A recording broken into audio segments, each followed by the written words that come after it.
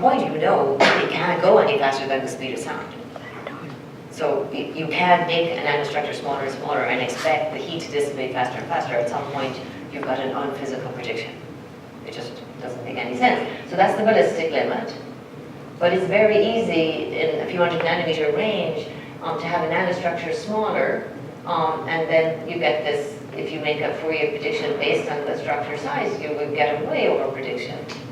But it is important to know what that over prediction is if you're going to have any sort of ability to design your thermal management.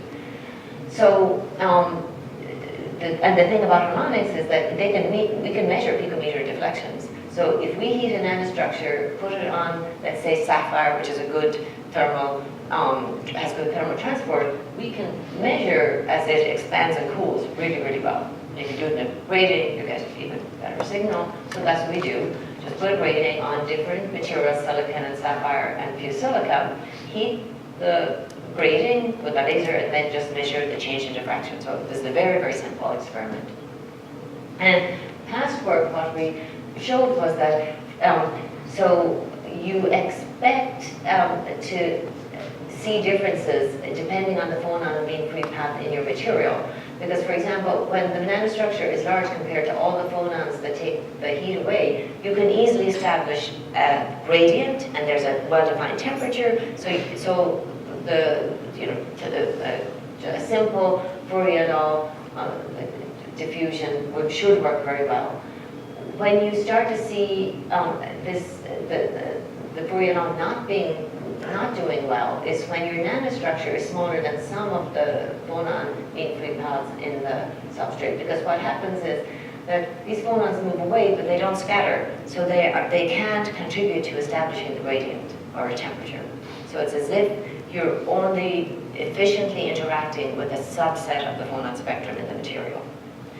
And sure enough, you can see that. So in silica, if you put a hot nanostructure on silica with a phonon mean free path of 2 nanometers, the thing that behaves just like the bulk. There's no change in its heat properties as you go from a micron to a few tens of nanometers, because those are always way bigger than the phonon mean free paths. Yeah.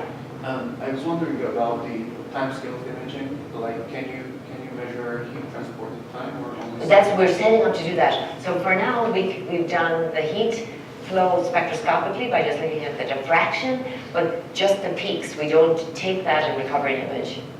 And we've done static imaging, and of course this is why I have these two topics together. The next thing would be to try to bring those together. Yeah. And it's a nice one because it's not super fast, so we can sort of, it's a nice one to start with. But then with sapphire with a mean free path of 120 nanometers, when you start to get near that 100, these data in nanometer, the axes in nanometers show the length of this interface. So as soon as your heat source size is comparable to this phonon mean free path, you see a deviation. And in fact, this just shows that you get a factor of 2 or 3 or 4 less efficient heat transport just by not being able to interact with all the phonons in the substrate. So Berkeley got better at making nanostructures, and we thought, geez, what happens down here, particularly maybe with silicon. So when we expected to have a nice follow-on paper that would show that it gets less and less efficient as you make the nanostructure smaller and smaller, but then we saw this surprise that it was getting less efficient, and then it would turn over as we made the nanostructures smaller, and it was different. It had different behavior in silicon and sapphire, so we knew we were looking at something to do with the material property. So eventually we realized that what was happening is that we were keeping the duty cycle the same. So as we made the nanostructures smaller, they were being spaced more closely than or comparable to the phonon mean free paths. Now you can have effective scattering. So to the substrate, these array of nanostructures actually look like a thin film. So you recover your bulk thermal transport. So the interesting thing here is that you would think, intuitively, that if you want things to cool well, you should separate them hot spots, you should separate them a lot. But this is saying no, when you're very small, you should actually put them closer together. So it's just interesting. So these were room temperature experiments? These are room temperature experiments. What is the Q, the mechanical Q of their structure? Do you happen to know it? Oh, no, that I don't know. 'Cause we don't think. But, So you don't think that it could be some kind of... but these go all the way from 800 nanometer line widths down to 20 nanometer line widths, separated by arbitrary distances. These are made by Berkeley for us. So you don't think it could be a... No. And that's why, of course, it was very important to check it on different substrates to make sure there was nothing like that happening. Exactly. So sapphire turns over just about its phonon mean free path 120. Silicon turns over about 300 nanometers, which is its phonon mean free path. So we knew it was another variation of this. So how is the hot substrate, interacting with a hot spot interacting with the substrate? And so we made a prediction. The heat transport community, they use femtosecond lasers. They don't use harmonics, so nobody could easily probe this, and we knew there was no way they were going to believe us. Independent. So we decided we'd make some predictions and then test them to sort of sort of try and figure out how do you think about this. And so the way I think about it is that the grading is sort of a little it's a meta grading. And it turns out that you depending on the design of your grading, you suppress the phonon modes that are between your line width and your grading period. And that's so. For example, if you have an isolated structure, then you're suppressing all modes between the line width and infinity, if you have an isolated line. But as you bring things in, then you're adding more modes. All right, as you bring the nanostructure, the hot nanostructures closer, so you're adding more modes to the phonon spectrum you can interact with in the substrate. So it's kind of like cavity QD for phonons? You can, yes, because actually, but not that fancy. I mean, this is just phonon spectroscopy. Yeah. Absolutely. And so this is the DFT calculated phonon spectroscopy, and we can actually use our data. We don't have huge numbers of grating sizes, but we can actually, first of all, it gives you a way to design the transport efficiency, but we can also recover a very coarse phonon spectrum, which is interesting because, of course, in silicon and sapphire, the folks can do a DFT and actually calculate, but if you had a 3D material where you're trying to make an artificial material, this would let you actually measure it. So that's sort of nice. And then, so we did that experiment, but even with all of these and all this agreement, the heat transport crowd are pretty tough. So they made us do a prediction. So we got Berkeley to make us hotspots spaced far apart and close together. And so the prediction is that which should cool faster? Left or right? Left, exactly. And we actually did the experiment. I think that's right. And they began to sort of say, well, maybe, but I'm sure you're interpreting wrong, but I guess it's an effect. So we were talking about that. This is why I was laughing so much. And so, yes, so if they're spaced far apart, by 400 nanometers, these are 20 nanometer lines spaced far apart, they cool more slowly than if they're spaced by 80 nanometers. So the theory is predictive. We're beginning, so one of the issues is that, there is, in this community, people have not built up from fundamental, condensed matter calculations all the way up to this. And so, a lot of the models are phenomenological. And so that means anybody can argue about anything and be right until proved otherwise.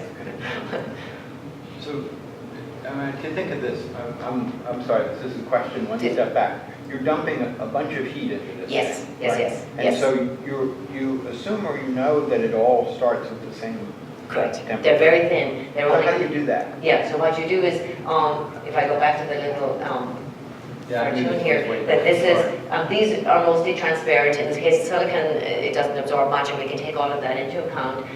These lines are only 15 nanometers tall, so completely uniformly heated. Yeah. And the nice thing about EUV compared to visible is EUV only sees the surface profile. Visible will be sensitive to hot electrons, all kinds of other artifacts, and you don't get any of that with EUV. I mean, we know that from, you know.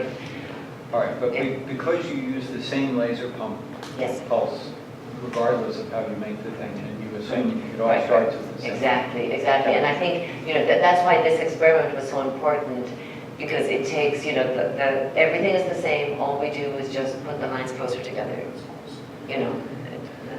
So. But I couldn't just say that one structure or the other absorbs energy from the beam better than. But we're only measuring the height difference between the top, and that's all we're measuring. You're only measuring how fast, you don't care how hot it is, you care how fast it goes. And they were the same structures made by the same people. You know, that was very important in the same run, because you can have like interface Right. resistivity issues, but we eliminate them all at the same time. And we've done that now in silicon and sapphire, so it's general. You know, initially people didn't believe us at all, and now we've shown it in so many different ways with so many different substrates that, you know, it is a real, you know, effect. And I think that's pretty much, yeah, so this is, yeah, yeah, so we've done it for different, you know, intermediate ones. We've done it in 2D, we've done it in, this is on silica. So the data isn't great yet, but no effect. And you don't expect any effect on silica because the phonome path is only 2 nanometers. And so to our ability to measure, we don't see any difference. Whereas you do see a very big difference in silicon and sapphire. So that was this, and this is Deliano, Kathy, and Shin, and Nico now has taken over because the students has graduated. So, you know, there's interesting problems all the way from the, you know, the attosecond to the static. You know, this is more a, you know, that trying to say where these CDI techniques complement other methods for imaging. And I think, you know, this is a good place to end. Okay, let me run past this. You know, developing this technology, I think I showed this before, is sort of like developing any hard technology, and initially it's just tough. But now, you know, because of this capabilities of really being able to measure nanostructures and such, so this is what our little beam lines look like now. I call these the petite beam lines. So this are the harmonic sources in this you know, box that you put in front of your laser. There's little automatic beam aligners. The pressure is controlled, so you get a very stable harmonic beam out. This is not, I'm not trying to sell anybody a laser. I'm just for the students sort of saying, you know, so how do you take a kind of a technology, a new capability and try to make it reach an application. So remember, harmonics were were observed back in '87. So again, this idea that it can take decades to get a new capability into you know, a commercial use. The little beam lines then, and these are the sort of lasers we're developing there. We wish that one could pump harmonics, but it needs to be bigger. But that's a briefcase size fiber laser. And then, but if you add an amplifier to that, that's still, you know, small, you have a possibility of being able to put something on a tabletop that could actually, you know, do metrology. And so we're excited that Intel led an investment in KM Labs, and so we're going to try and do that. And with that, I need to thank you for your attention and the collaborators.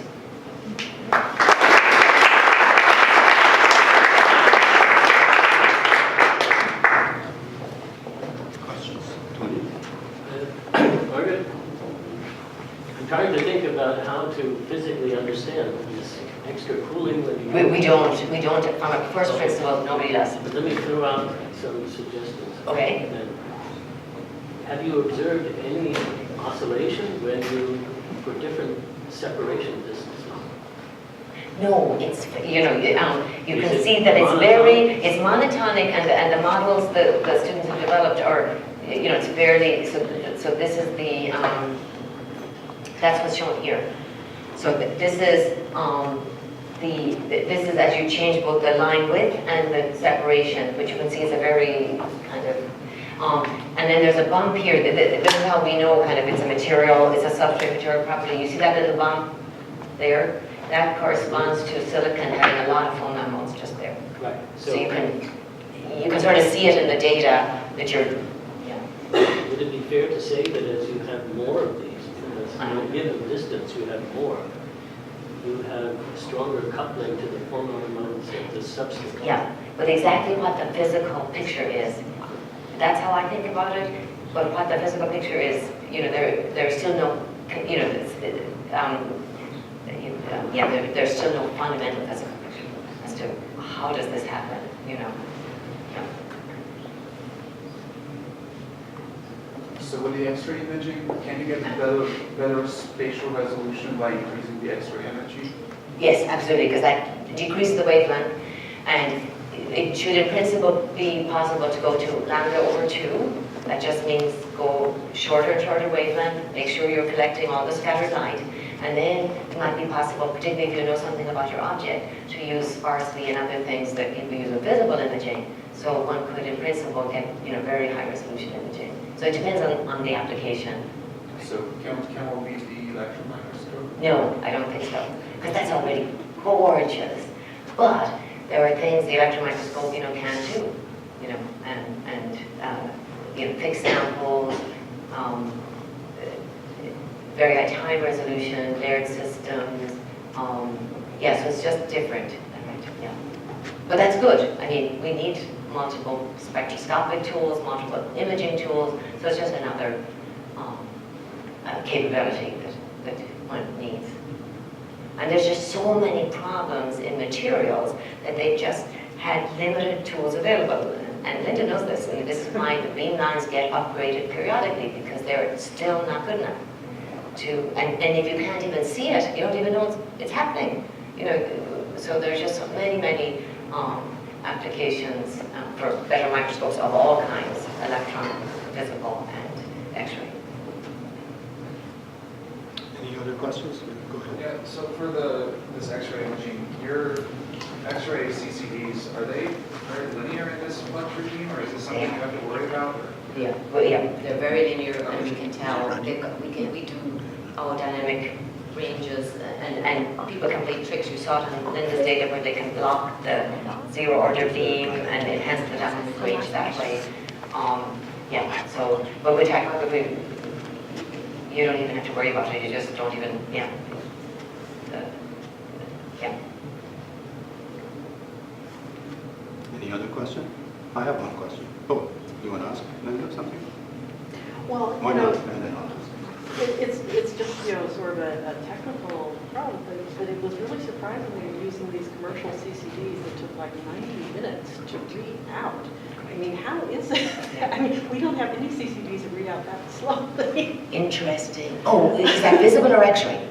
Oh, well, you can... The visible are great, yeah. Yeah, the visible. But oh, I see. These are direct X-rays. These are direct X-rays. They're back-thinned X-rays, and the big program at LBL making fast X-ray detectors because they need it for the high rep rate synchrotrons. That's a huge bottleneck. Exactly. Oh, but then even if you solve that, there's still big data and algorithms because Right. all that But data you've got to get it to your. Yes, I know. Just This how is much one of data? our- So where?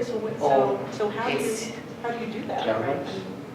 Well, yeah, we're not the ones working on the big data, but. But where do you ship it to? Right? I mean, you have lots of little computers doing it. Oh. Yeah, so we're doing it in a GPU, and we can sort of do, and again, it depends on the area you want to, and then, but of course, where the big data will matter is if you start to try to do time resolve. So there's no way to do time resolve right now with a 90-minute readout, is that right? But it's possible. Again, it's not high harmonics that are the problem. Yes, right. It's everything else. It's all the Yeah, other stuff. yeah. So I'm interested in a different kind of diffusion, not into the bulk, but of absorbing on the surface. So you've shown this very intricate resolution on the surface. Can you image diffusion on the surface of stuff, But absorbed of dipoles? I wish we could image, on the surface. I wish we could image at the molecular level, but what we think we might be able to do. No, of domains, not even. Oh, domains, yeah, domain, that has The been reason- done in synchrotrons. The Yeah. reason I mentioned this is that it's a great challenge for ion traps on passenger surfaces of stuff which move on the surface, diffuse on the surface. We're trying to understand that. So it would be interesting if these things could be imaged as they sort of percolate and move on the surface. What spatial resolution do you need? Nanometers. Yeah, so that you need to go to 10 10 nanometer, that can be done at ALS. We're getting to where we can get to. Right now, our spatial resolution is in a reflection geometry is 40 nanometers. We hope soon to be at 10. So yeah, maybe if it's 10, but then below 10, we'll get there, but it takes a few years. If it could be done in-house, I think it's hard to convince Dave Wyman to move his ion trap. Okay, gotcha. But of course, you'd still have to move. You'd still have to move. A harmonic source is not briefcase yet. Maybe we should work with it. Can I just ask you, I was just thinking about it now, maybe I missed something. When you irradiate a surface, you often get the surface rippling along the surface, which comes from the interaction of the incoming light and the surface wave, Yes. often a plasma. Yes, and we do. Yes. And you yes. must have that Oh, yeah. happening, and you put a structure on it, and you move the structure, Yes. you couple in much differently. Exactly. So So the whole coupling of the light to the surface must be very different. Exactly, and that's what these are. These are the acoustic oscillations that because we drive acoustic oscillations I was thinking due to the about, strain. but also plasma waves. We're not sensitive to them because you could be with RPs and other photoelectron spectroscopies, but here we're not because we're just really measuring because it's a grating diffraction. We really are just measuring the height difference. So even if there's a plasma wave excited in the metal grating, we don't see it. On the surface as well. Well, these are glass, so even if we, that's right, yeah. So, but even if there were, on silicon, for example, there could be, we still only see the height difference, because it's of the geometry. Yeah. So, any other suggestions, questions? If not, join me in thanking all the lecturers and Billy for